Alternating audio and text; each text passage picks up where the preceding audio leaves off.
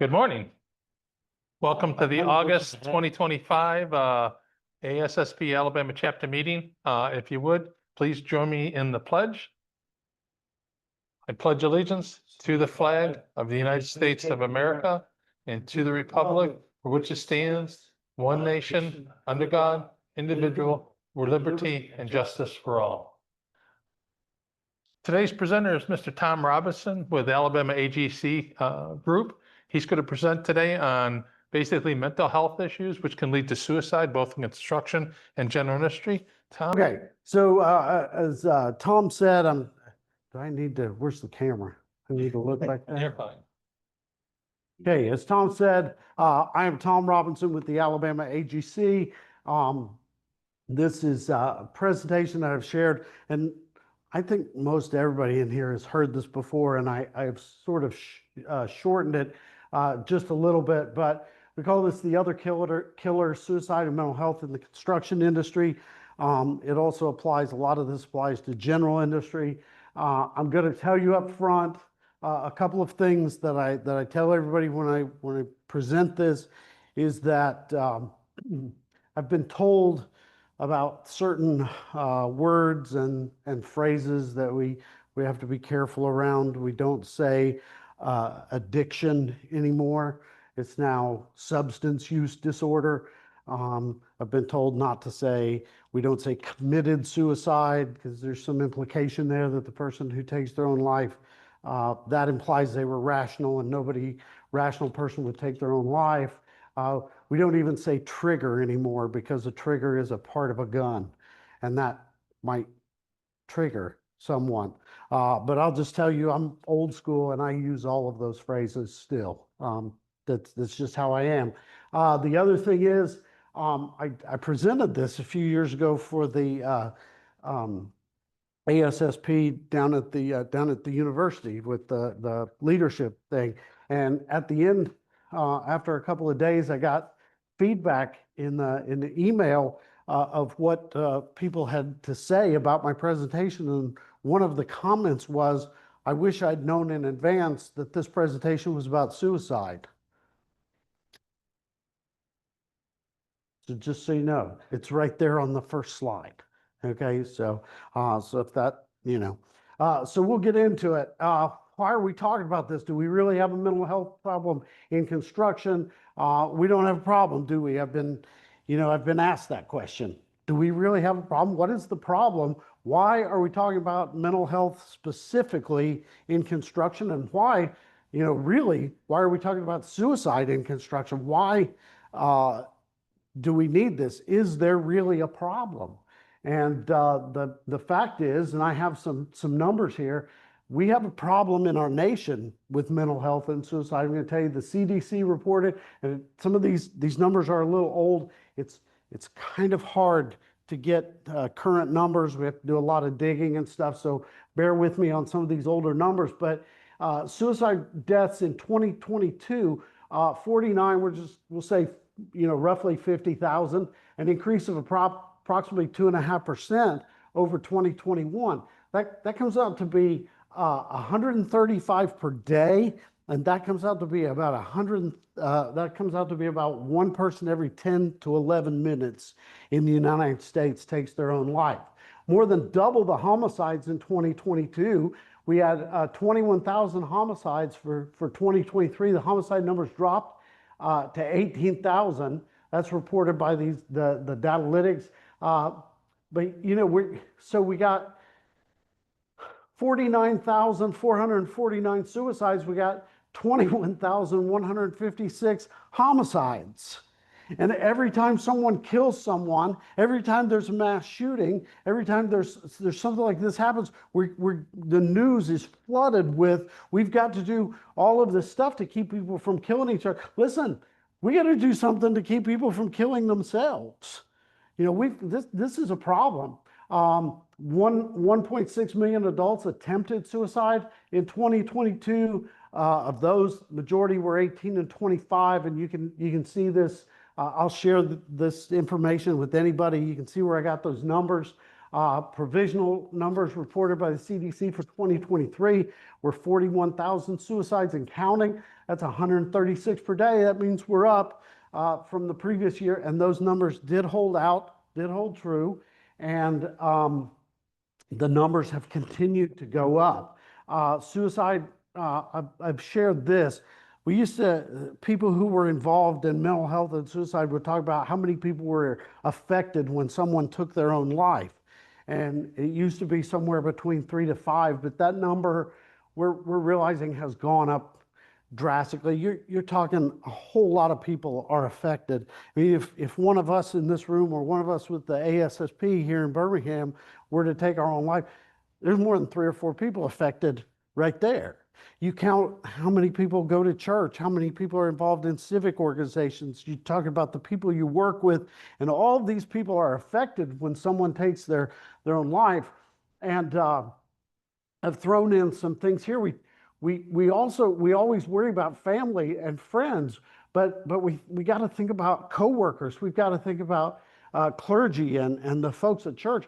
But listen, law enforcement and emergency responders are definitely affected by this. I have 2 personal stories. One, and some of you have heard both these before, but one, a friend of mine from my college years who ended up being a Tulsa police officer. He ended up being a homicide detective. He was a hostage negotiator. He did all kinds of things with the police, and he has always said that the worst memories he has from his time as a police officer were being called to the scene of a suicide.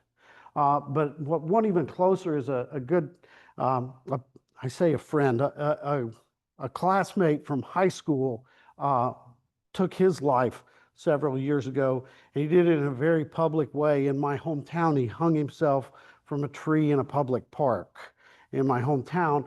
And another fellow that we went to high school with was the paramedic that had to cut him down. And so you think all of this, so we do, you want to look at all those numbers, and I know it's kind of distressing, and I know it's a little, depressing, distressing, whatever you want to say, but we have a problem with mental health and suicide in the United States right now. But this moving over to the construction general industry side, we have a problem. We have a problem. 10,092 construction worker fatalities in the year 2022. That comes from Bureau of Labor Statistics. That's a rate of 9.6 per 100,000 full-time workers. That's a big number. That's over 9.5 per 100,000. Look at the next number, though.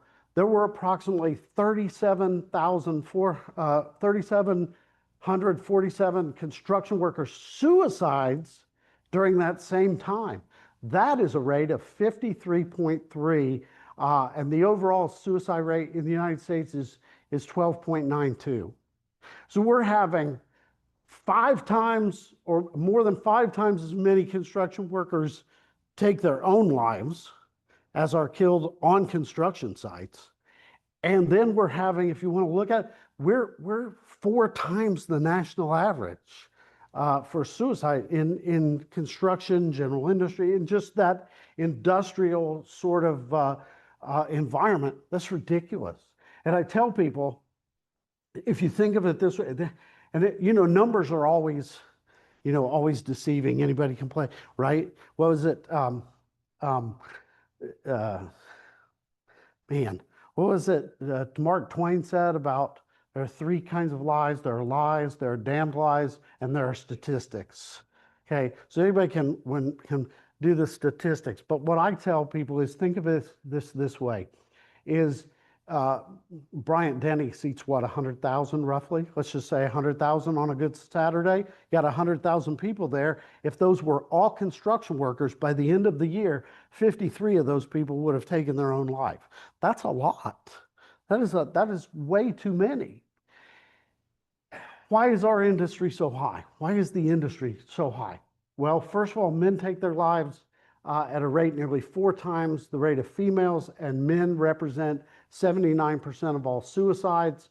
So in the construction industry, 65 per 100,000 male suicides, 25 per 100,000 women in construction, in suicides in construction.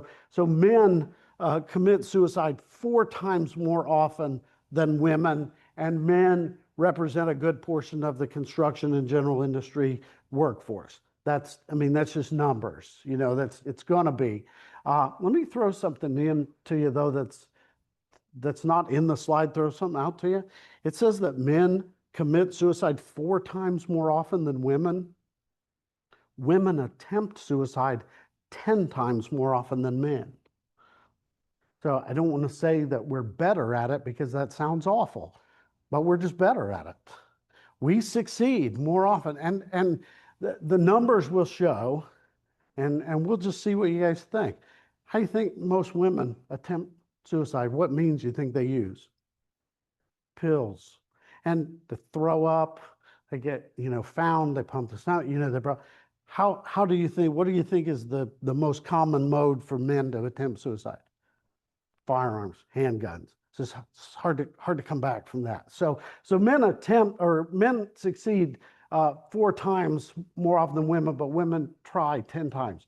The other thing is that Caucasian men account for 68% of all suicides in 2022. Well, according to a 2023 report by Labor Statistics, 82% of the construction workforce is male, and 60% of the construction workforce is Caucasian. So look at that, you know, just when you just want to talk, the word's not logistics. What is the, my mind just went blank.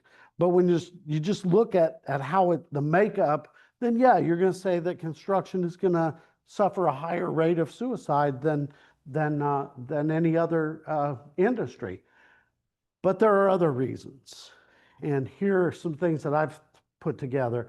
First of all, there's that old school tough guy culture that still is prevalent in construction. I mean, as hard as we try to kind of overcome that, it's still there. The old guy that I worked for when I first started out in construction, I saw him nearly cut the tip of his finger off with a circular saw once. And he rubbed sheetrock dust in it, wrapped it in electrical tape, and kept on working. And at lunch, he said, well, the worst part of that is I ruined a brand new pair of gloves. You know, so it's like we still have some of that. You know, we're tough. Guys in construction don't talk about their feelings. We don't get depressed. We still deal with that. This fearlessness and thrill-seeking component of the construction industry. We promote supervision without leadership training. I'll tell you, I was a fantastic metal stud framer. I mean, I was the best that my company had. And I guess I'm bragging, but I was. I tell people I could frame metal stud frame like a spider monkey on crack. I mean, I was good. But so what they do, they put me in charge of a sheetrock crew, a framing crew. I was terrible. It was terrible. I had no leadership training. So we're doing that kind of thing, and that puts stress. There's family separation and isolation with travel. We all know about the guys who are the people who have to leave home on Sunday afternoon to get to their hotel because they got to be at the job site Monday morning, and they're not leaving until Friday afternoon because they're working out of town. There's sleep disruption, seasonal layoffs, and end of projects. Yeah, we finished the project. We don't have anything else on the books. We're going to have to let you go. In the construction industry, we tolerate a culture of alcohol abuse and substance abuse. You know, and it's kind of a thing. I mean, nearly every guy I worked with when I was hanging sheetrock and framing, they all drank. And it was like, well, what do we do? What are you going to do after work? Well, we're going to go home and drink. It's like a hobby. It's like that's what they did. I know when I was traveling, a lot of the guys would get, they'd buy lunch meat and bread so they could eat in the hotel room so they could use their per diem money on alcohol and beer, to put in the cooler. So we have chronic pain. We have our industry has the highest use of prescription opioids. And I said earlier, they don't have this number in the slide, but I said earlier that in construction, the suicide rate is 4 times the national average. Get ready for this number. Opioid overdoses in construction are 17 times the national average. Okay, because and I have theories on this. People get hurt. I think it's our culture. it's the world we live in, it's our society, it's the United States.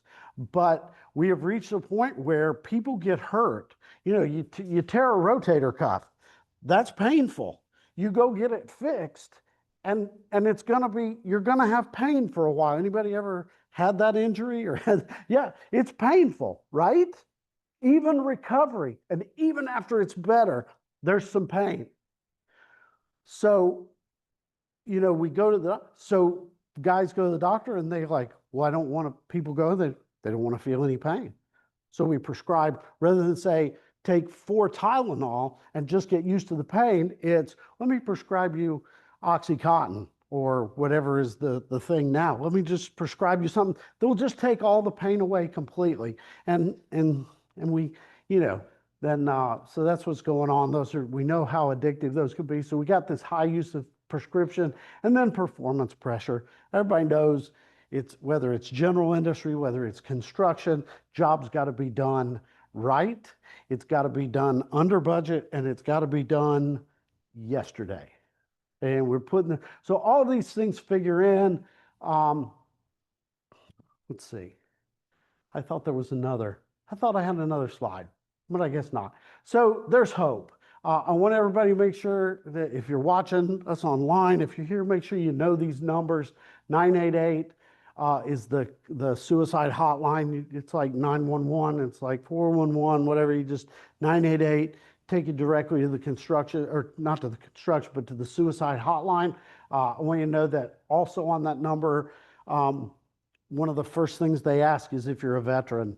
And if you're a veteran, then they transfer you to somebody who is specifically trained to help with mental stuff going on with veterans. If you don't like talking to people, Danny was telling us he loves the training aspect, loves interacting with people.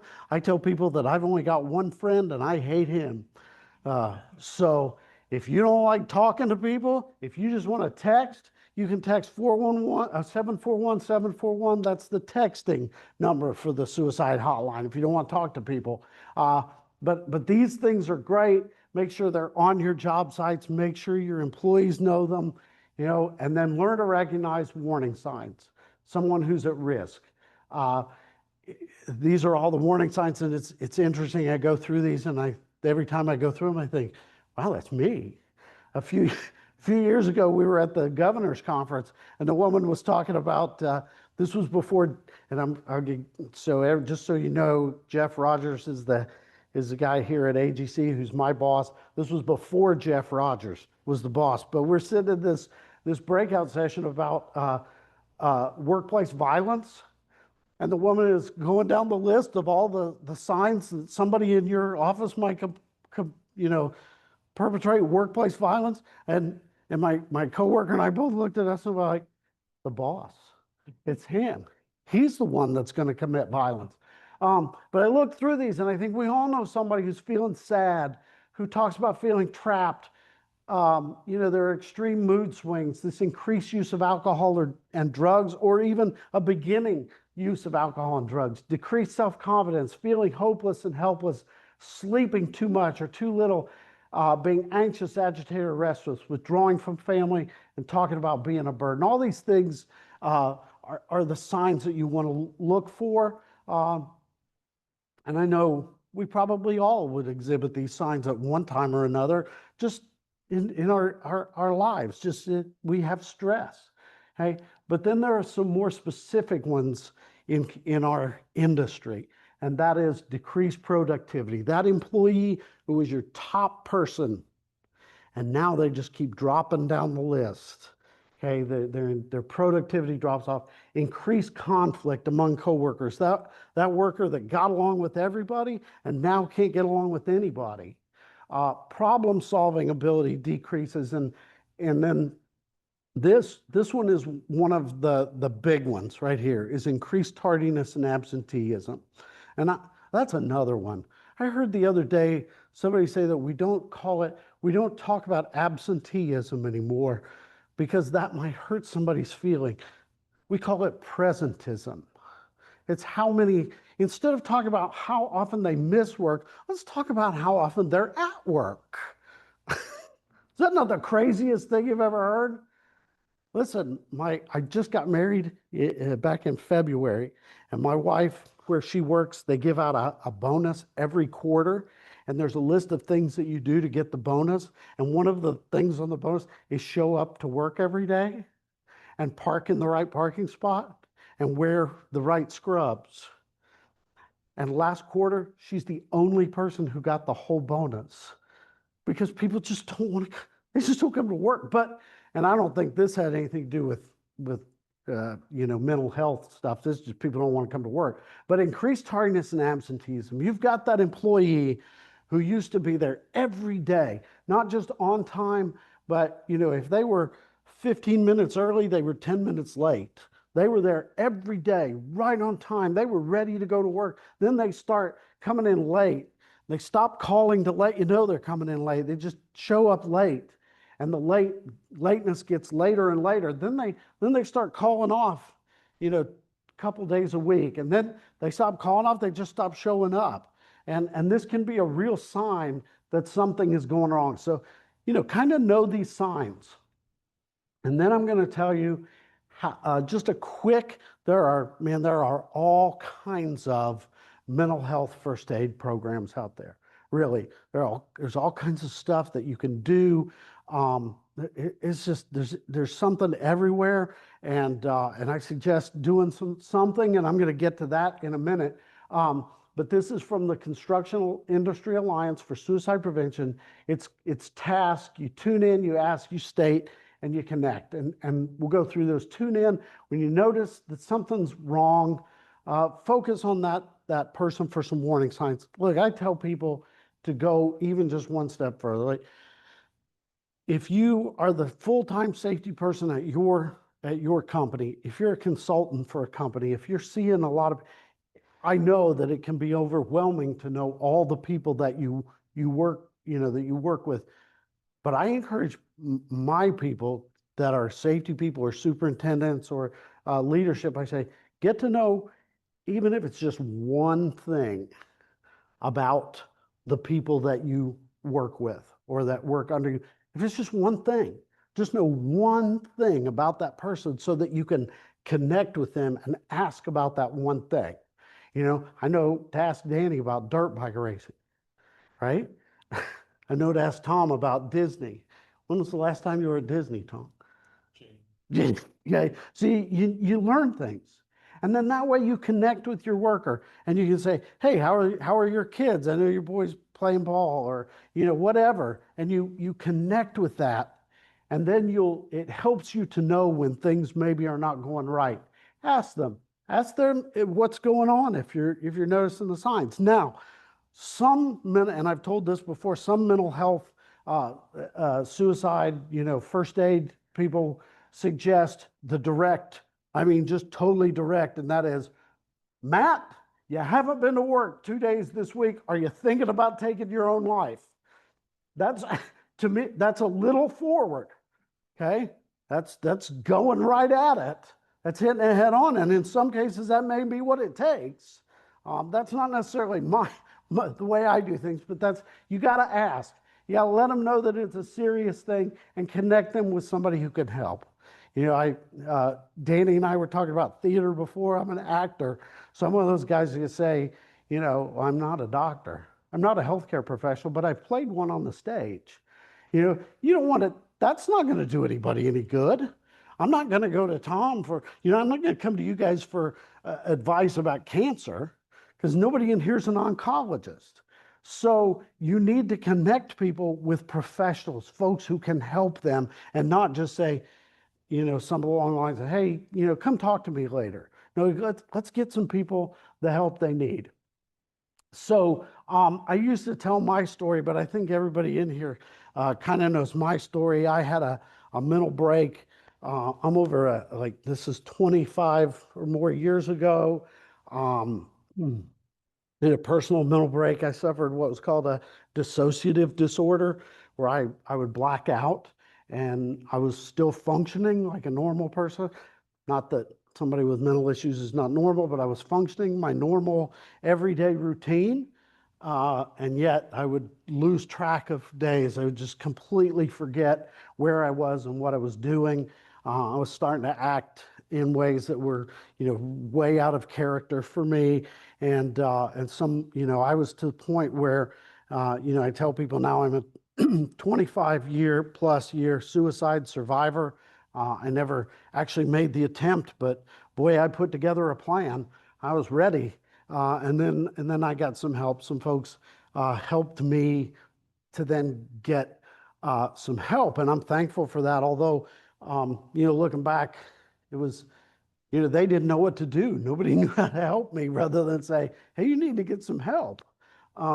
And so I did, and I love telling this story, so I'll tell it, and then if you want to bring up that other PowerPoint, is that I remember the first time I went to see a psychiatrist. If you've never heard me tell this story, I came straight from work, so I'm dressed as a sheetrock, a metal stud framer, sheetrock hanger and finish. I'm covered in dirt and dust and all this stuff from the job site in my work boots. But hanging on my belt was my Nextel.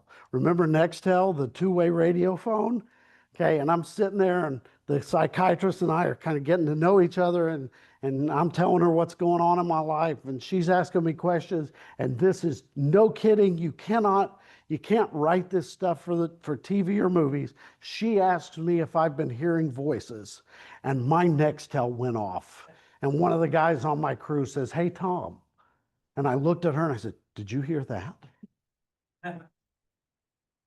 And so she said, "Okay, you're not crazy, but we do need to work on some things." So I got some help. Now, as a result of that, let's fast forward from that 20 some years. I was in Phoenix, Arizona, at the National AGC Safety Conference, and a young lady who was my counterpart with the AGC up in Washington, Pacific Northwest.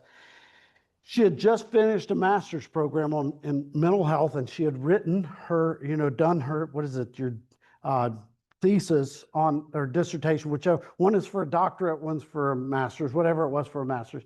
As she had done this on construction, mental health, and suicide prevention, and she presented that day, and I was in there listening, and call it whatever you will. I believe it was a nudge from God for me, and it was like, you need to get up and say something. So during the question and answer period, I got up and I told my story. First time I had told my story, and I told it in front of a group of people that I didn't know, all strangers, all safety professionals. So at lunch, she and another guy come over to my table. He's my counterpart with AGC in Missouri, and they said, "Look, we're putting together a national task force, and we'd like for you to serve." And who's going to say no to that, right? Task force, it's just a committee, but it's got a cool name. So I'm like, hey, I'm on this task force. So the AGC of America, we created a task force on mental health and suicide prevention. Over the past 5 years, we've been doing all kinds of things to first of all, break the stigma, to get the word out. I've spoken all over the state of Alabama and in a couple other states, and just told my story and just got this out. Danny had me talk to the mine safety people. I've done this at Safe State and with the university, the OTI. I'm going in a few weeks to speak to all of the employees for the city of Birmingham, and I'm doing this here with you guys. We've had great opportunities, a lot of doors open up. I want to show you one of the things that the AGC of America has done is that we have created a mental health and suicide prevention course online. It's 5 modules, and each one lasts about 30 minutes. And then at the end, you have a test and some follow-up stuff. It's all online. It's little videos. It's stories from individuals that we've gathered across the country from all kinds of different construction and industry people. The head of U-Turn Health, which is kind of and they're not an EAP, but they have those kind of programs. He helps, he narrates all of these. and like I say, the videos and there's some questions and so on. It's 5 modules. You've got one for an introduction. You've got building a psychologically safe work culture. There's one here for approaching employees. That's that's your first aid, leadership and employee engagement, and then the role of human resources. It takes about 3 hours to finish the whole thing, and you can do it in increments. You can do one module at a time, and it is, it's like I say, it's all online. It's for supervisors, executives, HR people, and employees. It's really for everybody is what we've done, the way we've put this together. And I'm just going to say I was a part of putting this together, and I'm proud of what we've done. This program, you get a certificate at the end. You can do continuing education credits. And here's the thing: if your employer, if the company you work for is a member of the AGC, Associated General Contractors, it's free. Any AGC member, it's free. You just log on and use your login credentials and take it. Now, if you're not a member of the AGC and you want to take this class, it's not even $50. I think it's a bargain. I think it's a deal. Of course, I think that because I helped put it together. But if you're not a member of the AGC and you would like to take it, let me know. I'll give you my card and we'll put you in touch with the right people and give you the link and let you take this. But I'm really proud of this. There's where you can find it. Like I said, it's free. Take it, create an account. If you're not, it takes about 5 minutes. New accounts are verified and you can get on within 24 hours. And this is just the kind of the legwork to get it done. But anybody that would like to take this, and anybody that's online, contact me here and we'll get you set up to take it. And I'm just going to say I'm proud of this, especially what I've gone through, especially my story, and especially what all the work that we've done. So I'm done. Questions, comments before we eat and have the rest of the meeting? Anybody? Number one, like if you think that you don't know somebody who's dealt with this, then you're probably lying to yourself.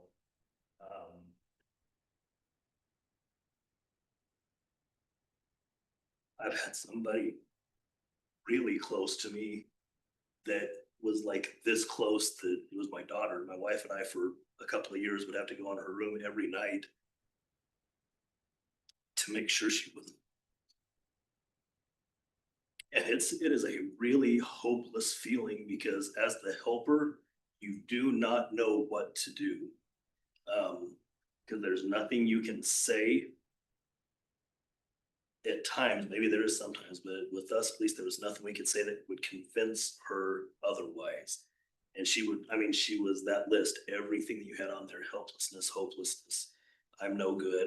And this is somebody who was like mega overachiever, excellent at everything she did.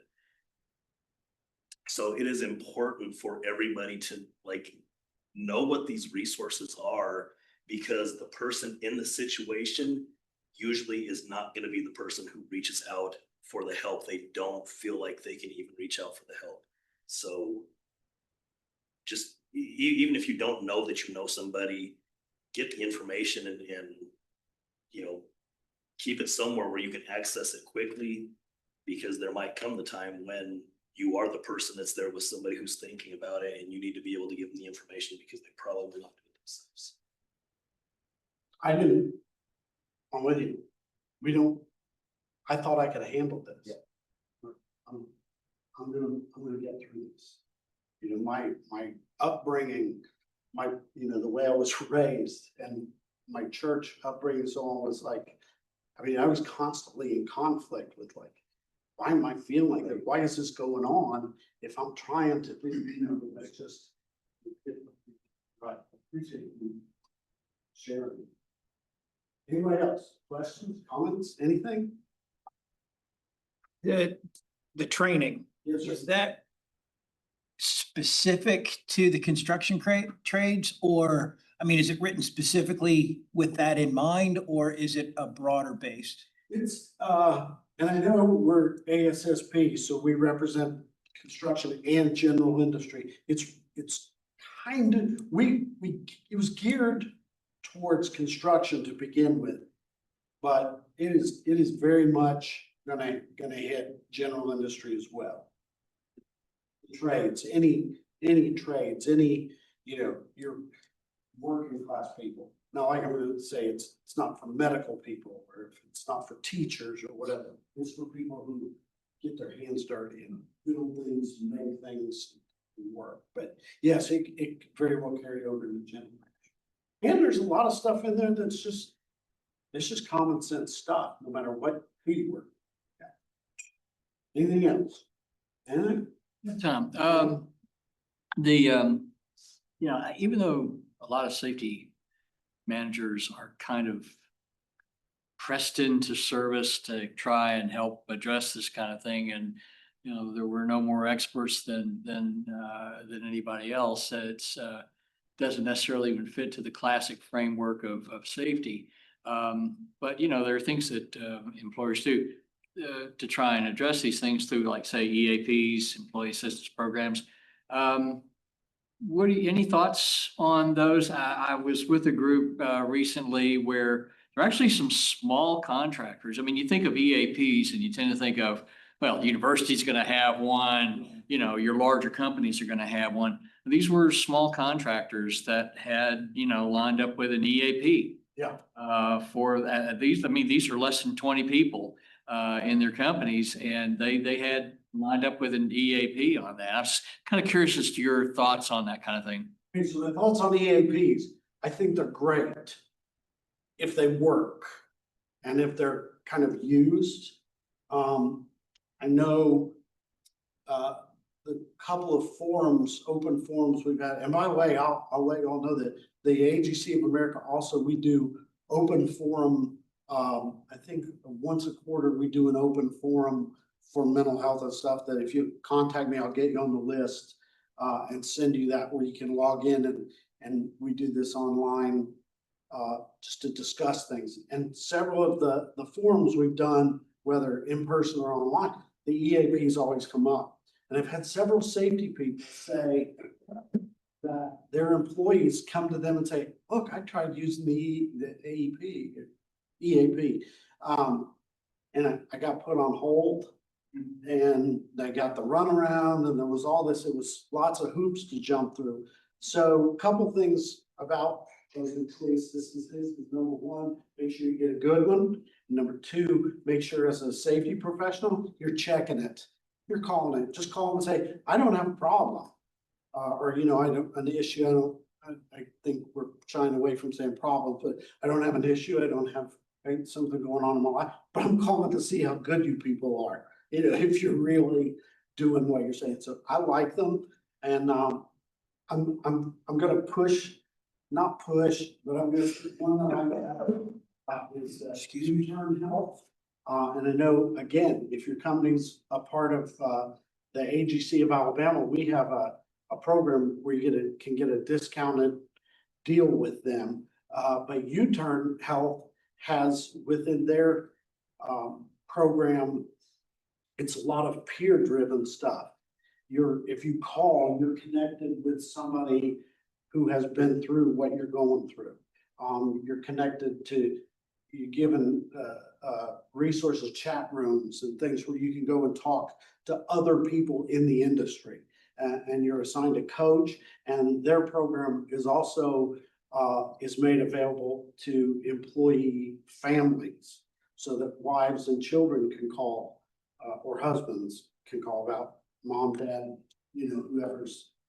So yeah, I'm all for them, and I think again, we need to make sure we're getting the right ones. Does that answer your question? Yeah, I mean, I was really just kind of curious on your opinion, because I think the messaging there, like, we need to do a better job of connecting one-on-one with folks. But you also mentioned that there are those folks who maybe are resistant to connecting one-on-one. I mean, you had your first big discussion of this, like you said, to a room full of strangers. Yeah. Not necessarily to, people who are really closest to you. Because in that moment, that seemed like, I suppose the place to do that. And a lot of safety management people, and I've heard all this, lots of the stories. some guys have told me they've actually called people into their office and said, let's call right now.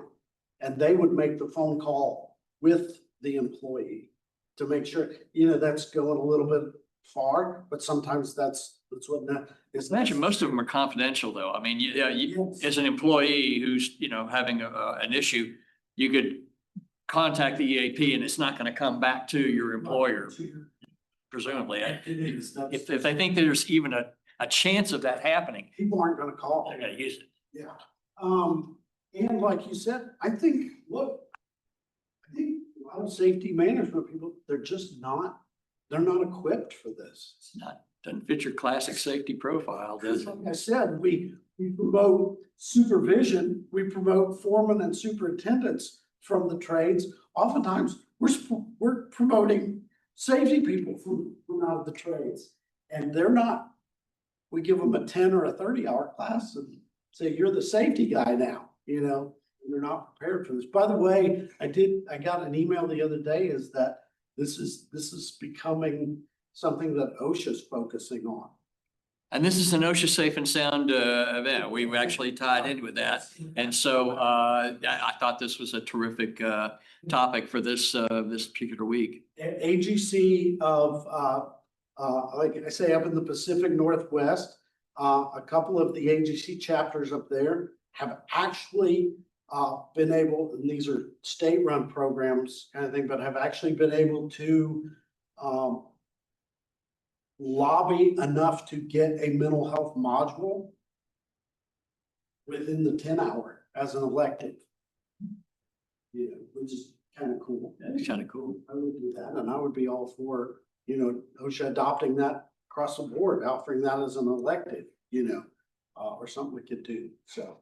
Yeah, but yeah, this was a safe and sound event, and it was good that we came back to, this is becoming now a focus thing with OSHA. Anything else? Anybody? All right, you have business to do? Thank you, Tom, for a wonderful presentation, and to Thank show our you. appreciation, we'd like to give you another coveted mug. Oh, do we want to get a picture? So in case you break the first one. Okay. Thanks. Yeah, thank you. Thanks for a great. I presentation. appreciate it. Thanks for the opportunity. You get it. Anytime I can talk about this, I take advantage of it. All right, while I blab, go ahead and go get some lunch. Make sure you sign in. So, Okay, make sure you sign in. yeah. But go ahead, lunch is served. It's Taco Mama today. And if there's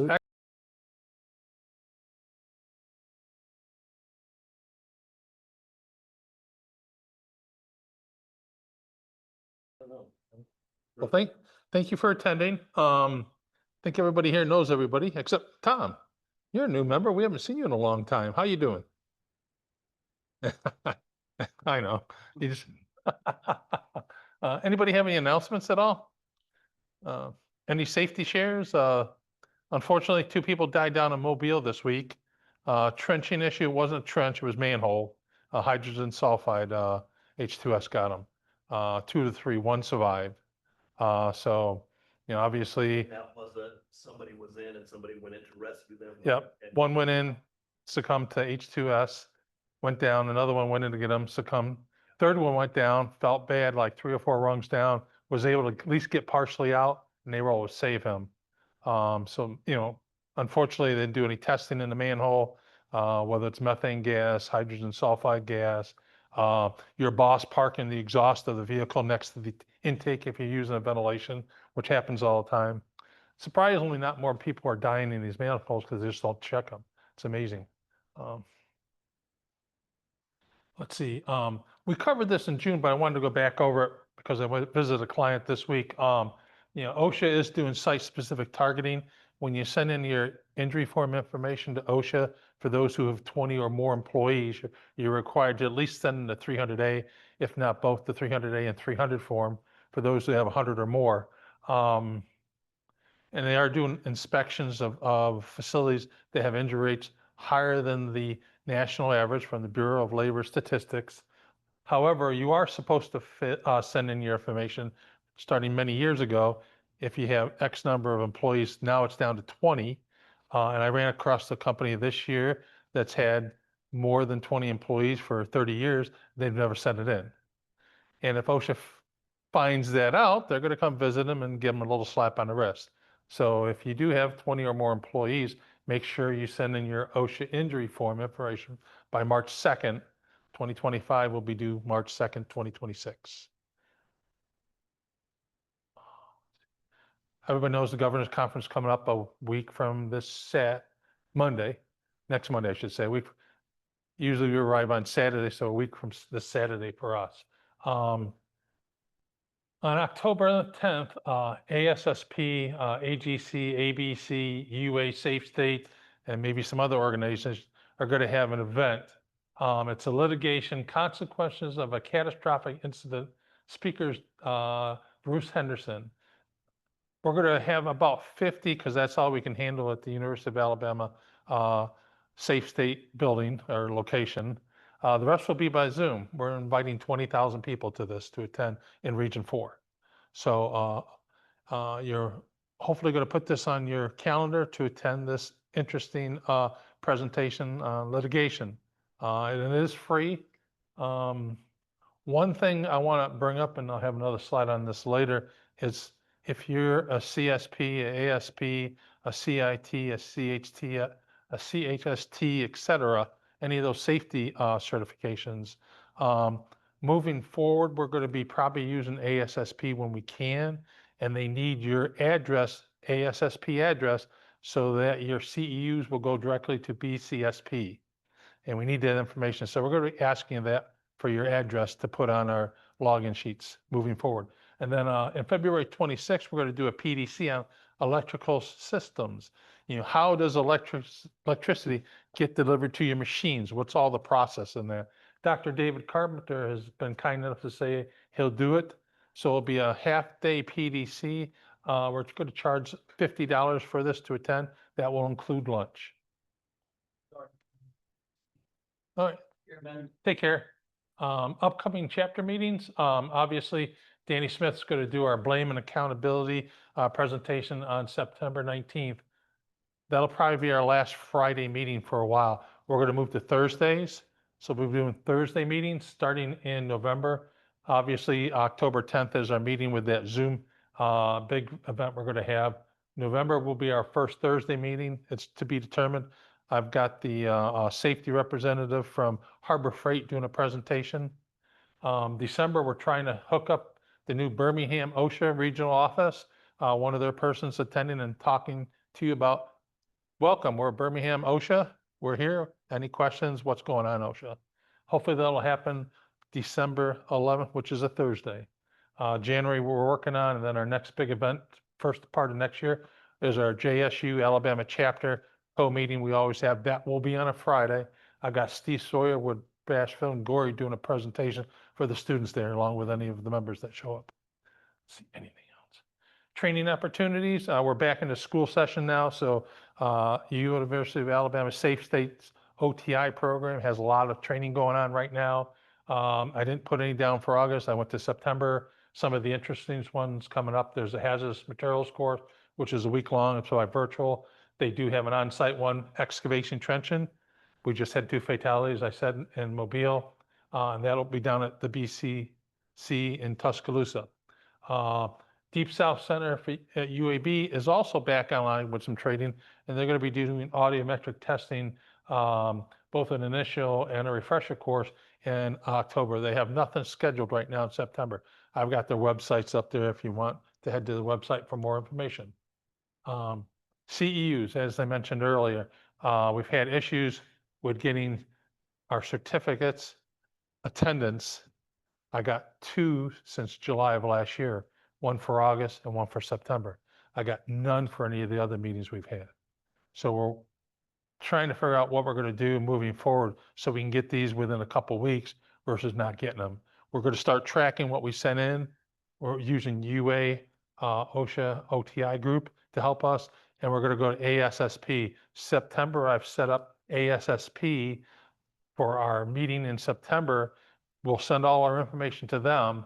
And what it's supposed to do in theory, and I hope it's true, and they've told me this, is that it automatically is transferred over to your BCSP file. So it will already be there for you, so you don't have to log it in yourself. If that works, we'll start using ASSP for most of the times. They need a month or longer to register the course, so that's the issue.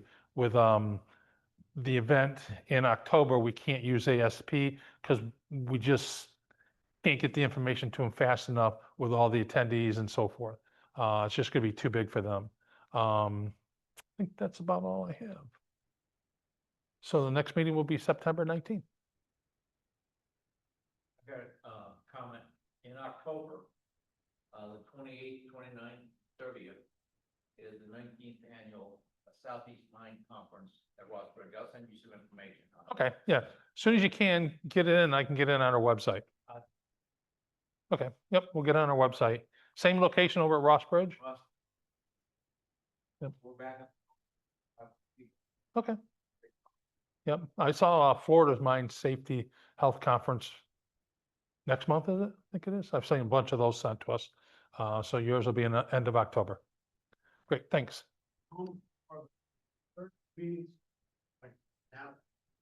Yeah, starting for November and December and January of next year. Obviously, we won't be here in February. It'll be at Jacksonville State. And then sometimes we won't be able to do Thursdays, we'll be doing Fridays. Yeah, she's, Mara has been notified, Mara Hernandez, I gave her a schedule and she said, that's great. But we're gonna try to do some Thursdays. Any other questions?